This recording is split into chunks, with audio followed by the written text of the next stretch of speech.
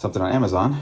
Looks something like this. It's supposedly had some good reviews, and did an open box just to save $5, and it came out looking like this.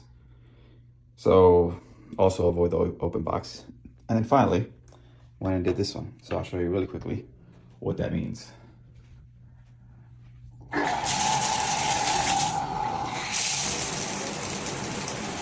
So it doesn't have a filter on it. I put this separately, which I know it does lower the water pressure even more.